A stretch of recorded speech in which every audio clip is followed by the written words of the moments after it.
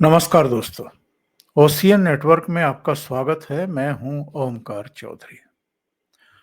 Noida, greater Noida और Yamuna expressway, यहाँ की जो जमीनें 2004 और 2007 के बीच में या 2009 तक भी जो जमीनें अधिग्रहित की गई थी, उनका मुआवजा जो सुप्रीम कोर्ट ने कहा था कि भाई इनके साथ अनजस्टिस ना हो, इसलिए जो बदली हुई परिस्थितियां हैं और जो मार्केट रेट है और जिस तरीके से अब वहां पर जमीनों की कीमतें आसमान छू रही हैं, तो उनको 64% बढ़ा करके दीजिए। कुछ और सजेशन भी आए थे। उन सारी मांगों को लेकर के जिस तरीके से अब इस क्षेत्र के जो किसान हैं, उन्होंने दिल्ली कूच करने के लिए नोएडा से हुंकार भरी और मीडिया की सुर्खियां बटोर करके एक तरीके से ये जो टाइम चुना था, जबकि दिल्ली में विधानसभा के चुनाव होने वाले हैं, किसी भी समय घोषणा हो जाएगी। ये ऐसा लगता है कि ना तो केंद्र सरकार को रास आया और ना ही उत्तर प्रदेश की योगी आदित्यनाथ सरकार को, क्योंकि वो उत्तर प्रदेश से यानी नोएडा, ग्रेटर नोएडा से इकट्ठा होकर के दिल्ली की तरफ कूच कर रहे थे और दिल्ली में आकर के संसद को घेरना चाहते थे। जब भी ये संसद सत्र चल रहा है, तब चलता है, तब इस तरह के बवाल और इस तरह की राजनीति शुरू हो जाती है। उनकी मांग जायज है, नहीं जायज है, लेकिन टाइमिंग को लेकर के जरूर सवाल खड़े हो रहे हैं कि इसी समय क्यों। और इसीलिए योगी आदित्यनाथ की भ्रगुटी तनी और नतीजा ये हुआ कि वो जितने प्रदर्शनकारी थे जो दिल्ली कूच करने की तैयारी कर रहे थे, उन सबको उठा करके या तो उनके घरों को भेज दिया गया या उनकी जेल यात्रा कराई गई। अब वहां पूरी तरीके से शांति है। योगी आदित्यनाथ का जब डंडा चलता है तो ऐसे ही शांति स्थापित हो जाती है। वो चाहे उपद्रवी हो, दंगाई हो, अपराधी हो, माफिया हो, कोई भी हो, किसी को बख्शीश नहीं है। अगर कोई किसी खास एजेंडे के तहत प्रदेश की शांति भंग करना चाहते हैं या देश की राजधानी की शांति भंग करना चाहते हैं, राज्य सरकार की या केंद्र सरकार की नाक में दम करना चाहते हैं, तो योगी आदित्यनाथ बहुत अच्छे तरीके से जानते हैं कि ऐसे लोगों से किस तरह से निपटा जा सकता है और कैसा ट्रीटमेंट उनको दिया जाना चाहिए। एक और घटना ठीक इसी तर्ज पर वैसे तो फरवरी 2024 से चल रही है, पंजाब और हरियाणा के शंभू बॉर्डर पर। वहां पर पंजाब की कुछ जत्थेबंदियां बैठी हुई हैं, उनके डेरे तंबू गड़े हुए हैं और उसी अंदाज में जैसे 13 महीने तक दिल्ली में इन्होंने खूंटा गाड़ करके जिद मारी की थी कि 3 कृषि कानूनों को वापस लो, उसी तरीके से ये कुछ जत्थेबंदियां हैं, कुछ नेता हैं, कुछ चेहरे हैं जो फरवरी 2024 में आकर के वहां बैठ गए थे। दिल्ली जाना चाहते थे, ये भी दिल्ली जाना चाहते थे और उस समय भी मनोहर लाल खट्टर मुख्यमंत्री थे। उन्होंने इनके मंसूबे पूरे नहीं होने दिए, क्योंकि केंद्र सरकार भी जानती थी और मनोहर लाल खट्टर भी समझ गए थे कि लोकसभा चुनाव 1-2 महीने बाद घोषित होने वाले हैं। अप्रैल मई में वो उनका उनकी पूरी प्रक्रिया निपटने वाली है और उससे ठीक पहले पंजाब से ये जत्थेबंदियां एमएसपी की मांग और दूसरी तमाम मांगों को लेकर के दिल्ली को क्यों घेरना चाहती हैं, दिल्ली पर चढ़ाई क्यों करना चाहती हैं, इनको वहीं रोक दिया गया था। ये लोग सुप्रीम कोर्ट तक भी गए, सुप्रीम कोर्ट ने भी इनको कोई रिलीफ नहीं दी। बीच में एक हाई कोर्ट का जरूर ये आया था कि इनको दिल्ली जाने दीजिए, लेकिन सुप्रीम कोर्ट ने फिर सख्ती दिखाते हुए इनको वहीं रोक दिया, क्योंकि कहीं ना कहीं ये तो अब आभास सबको है कि इनके असली इरादे क्या हैं। वरना एमएसपी की मांग केवल पंजाब के कुछ मुट्ठी भर किसान और संगठन ही क्यों कर रहे हैं? देश के बाकी हिस्सों के किसान किसान नहीं है क्या? या उनको एमएसपी नहीं चाहिए क्या सभी फसलों की? और उसकी भी कानूनी गारंटी देने की मांग कर रहे हैं। वो एक अलग बहस का मुद्दा है कि कानूनी गारंटी अगर इनको दे दी जाए तो केंद्र सरकार के खजाने का ही भट्टा बैठ जाएगा और सारी दूसरी योजनाएं परियोजनाएं ठप हो जाएंगी। लेकिन ये लोग ऐसे समय, जबकि दिल्ली में विधानसभा चुनाव हैं, उससे ठीक पहले अब कह रहे हैं कि हम ट्रैक्टर ट्रॉली से नहीं, ट्रकों से नहीं, दूसरे व्हीकल से नहीं, हम तो पैदल जत्थों में ही दिल्ली पहुंच करके अपनी मांग रखेंगे और संसद का घेराव करेंगे। तो केंद्र सरकार के पास भी कुछ इनपुट होते हैं, खुफिया इनपुट होते हैं। हरियाणा सरकार के पास भी है। और वहां जिस तरह के ये किसान हैं, तथाकथित किसान हैं, और जिस तरह का रवैया अपना रहे हैं इस समय दिल्ली कूच करने के लिए, इनके मुंह पर कपड़े बंधे हुए हैं, यानी अपनी पहचान छुपा रहे हैं, पुलिस को धमकियां दे रहे हैं। कुछ विजुअल्स इनके आए हैं, उनसे पता लगता है कि ये किस तरह के तत्व हो सकते हैं।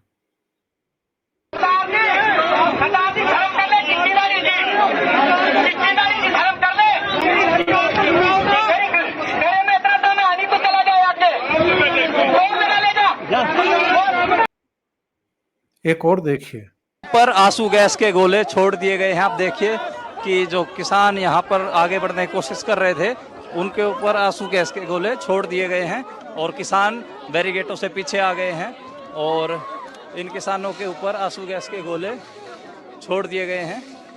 ये आप 2 दिन पहले जब इन्होंने चलने की कोशिश की थी तो इनको रोका गया। इनको बताया गया कि आपको परमिशन नहीं है, या दिल्ली पुलिस ने अगर आपको परमिशन दी है वहां जाने की तो वो परमिशन हमें दिखाएं। इनके पास कोई परमिशन थी नहीं, और ये जानबूझ करके ऐसे समय पर ही दिल्ली में आकर के सीन क्रिएट करना चाहते हैं और भारतीय जनता पार्टी और प्रधानमंत्री नरेंद्र मोदी के खिलाफ एक माहौल बनाना चाहते हैं। और किसके पक्ष में माहौल बनाना चाहते हैं, ये अब किसी से दबा छिपा नहीं है। बहुत सारे सवाल खड़े हो रहे हैं कि ये भगवंत मान सरकार इन किसानों से, अगर ये किसान ही हैं, तो वहीं पर बात क्यों नहीं कर रही है? वहीं इनकी समस्याओं का समाधान क्यों नहीं कर रही है? एक जितेंद्र प्रताप सिंह है, उन्होंने सवाल खड़ा किया है। उन्होंने कहा है कि पंजाब में चुनाव प्रचार के दौरान भगवंत मान ने कहा था कि 2022 में हमारी सरकार बनेगी और हम पंजाब में 22 प्रमुख फसलों पर एमएसपी देंगे।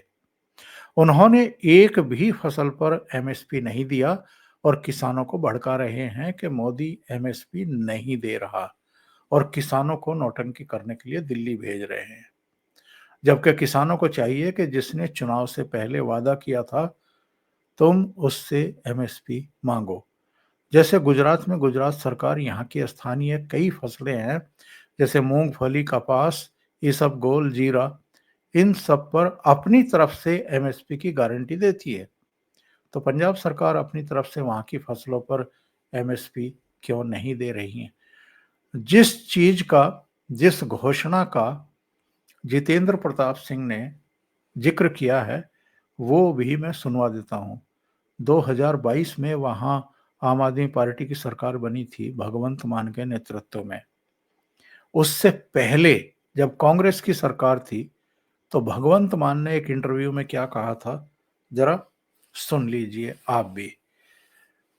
सरकार बनने से पहले क्या कह रहे थे और सरकार बनने के बाद इन्होंने क्या किया है कि ये किसान शंभू बॉर्डर पर आ गए, धरने प्रदर्शन कर रहे हैं, दिल्ली आने की कोशिश कर रहे हैं। जरा आपस में इनका लिंक समझने की कोशिश करिएगा।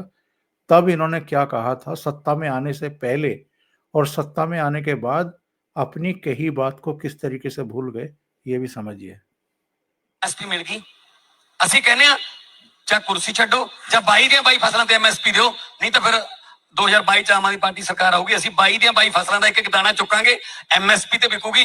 ਜਿਹੜੀ ਫਸਲ ਚਾਹੇ ਉਹ ਕਪਾਹ ਹੈ, ਨਰਮਾ ਹੈ, ਚਾਹੇ ਉਹ ਸੂਰਜਮੁਖੀ ਹੈ, ਚਾਹੇ ਮੱਕੀ ਹੈ, ਚਾਹੇ ਕਣਕ ਹੈ, ਚਾਹੇ ਝੋਨਾ ਹੈ, ਜਿਹੜੀ ਫਸਲ ਇੱਕ ਵਾਰ ਮੰਡੀ ਚ ਆ ਗਈ ਉਹ ਸਰਕਾਰ ਦੀ ਹੋਊਗੀ। ਤਾਂ ਇੱਕ ਇੱਕ ਦਾਣੇ ਦੀ ਜ਼ਿੰਮੇਵਾਰ ਸਰਕਾਰ ਹੋਊਗੀ, किसानों का एक एक दाने का पैसा मिलूगा। ये साडे कोल रोड मैप बनया पिया। देखो तब इन्होंने किसानों का वोट लेने के लिए क्या कहा था? किसानों की हर फसल का एक एक दाना जो मंडी में आ जाएगी उसका MSP देने की गारंटी हम देंगे जब हम 2022 में सत्ता में आ जाएंगे। क्यों नहीं दे रहे हैं? अब उनको भड़का करके दिल्ली क्यों भेज रहे हैं? हरियाणा पुलिस का एक ट्वीट सामने आया। ये ट्वीट है, इसमें कहा क्या है हरियाणा पुलिस ने?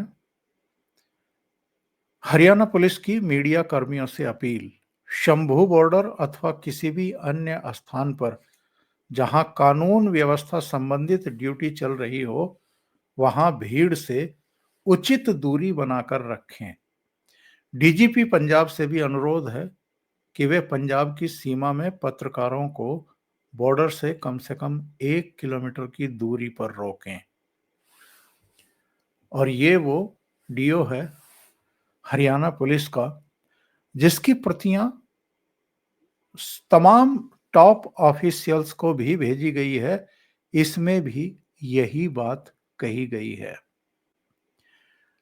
हरियाणा पुलिस ने यह नोटिस क्यों जारी किया है? पंजाब के डीजीपी को क्यों कहा है कि पंजाब की तरफ से आने वाले जो पत्रकार हैं, मीडिया कर्मी हैं, उनको इस जगह से 1 किलोमीटर दूर ही रोक दें? और अगर वो पंजाब के डीजीपी को ये सलाह दे रहे हैं तो अपने यहाँ तो इसे लागू करेंगे ही।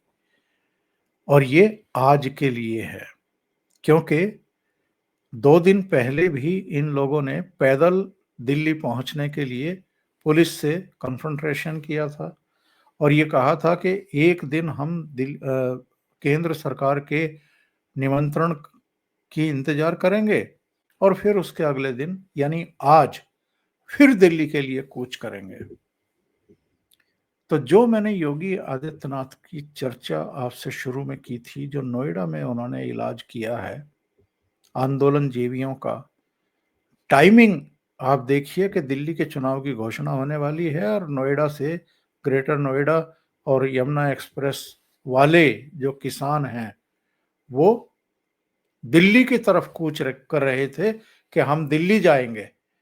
जो डिमांड उनकी वहीं नोएडा, ग्रेटर नोएडा और यमुना एक्सप्रेसवे जो अथॉरिटी है उसके सीईओ और दूसरे अधिकारियों से बैठ करके बातचीत करके हल हो सकती है, उसके लिए भी वो दिल्ली आना चाहते थे। तो योगी आदित्यनाथ ने सबको उठवा करके यानी डंडा चला करके सबको या तो घर भेज दिया या वहां पहुंचा दिया जहां उनकी सही जगह है।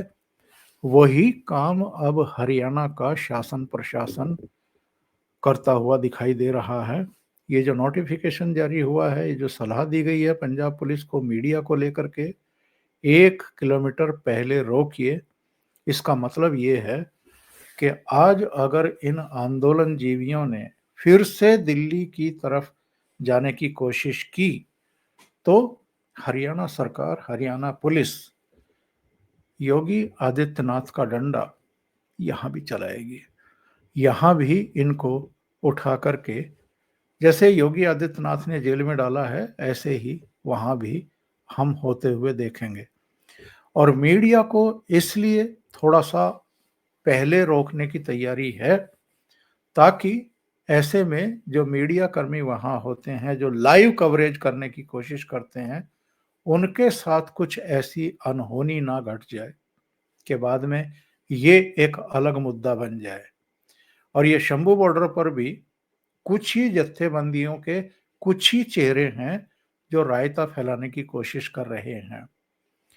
जिस तरह का जनादेश 2022 में भारतीय जनता पार्टी को मिला था, यानी इनके लाख विरोध के बावजूद योगी आदित्यनाथ मुख्यमंत्री बने थे। इनके विरोध के बावजूद 2024 में नरेंद्र मोदी प्रधानमंत्री बने उसके बाद हरियाणा में तीसरी बार भारतीय जनता पार्टी की सरकार बनी।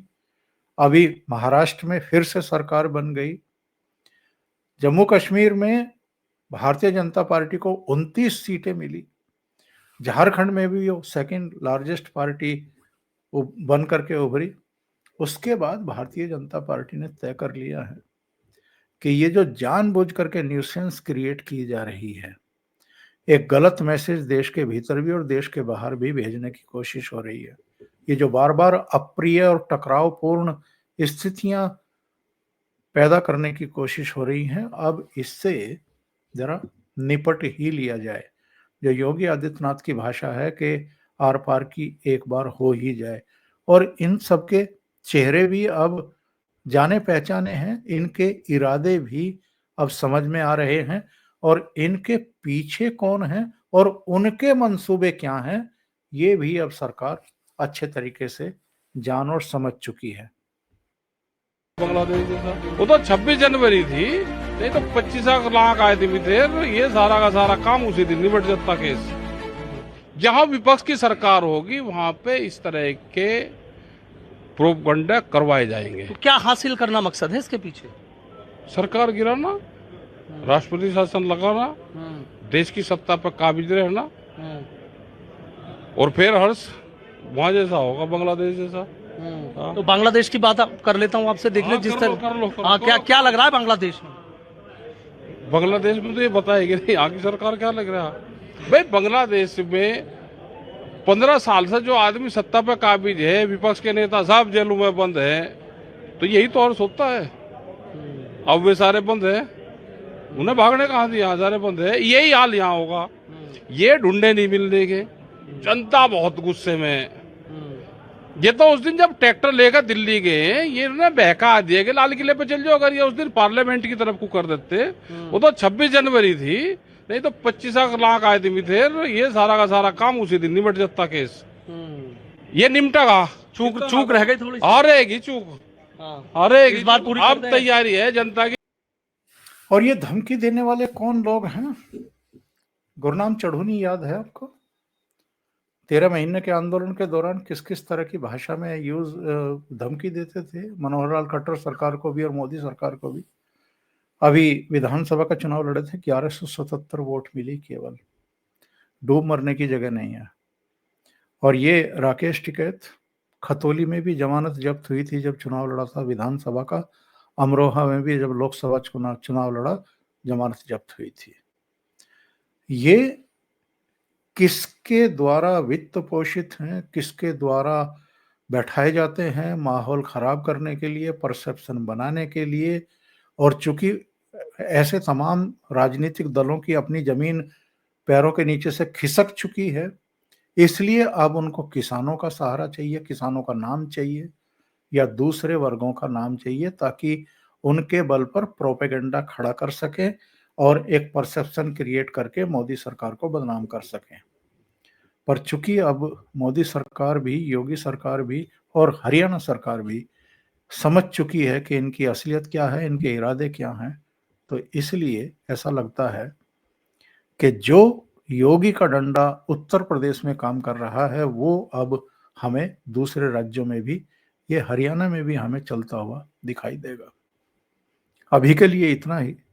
बहुत बहुत धन्यवाद। अगर आपको ये चैनल और इसके कंटेंट पसंद आ रहे हैं तो लाइक करें, कमेंट करें, वीडियो को शेयर भी करें। अभी तक अगर आपने ये चैनल सब्सक्राइब नहीं किया है तो सब्सक्राइब कर लें। साथ में लगे बेल आइकॉन को दबाना ना भूलें, ताकि आगे आने वाले वीडियो और उनके नोटिफिकेशन आप तक पहुंचते रहें। बहुत बहुत धन्यवाद। नमस्कार।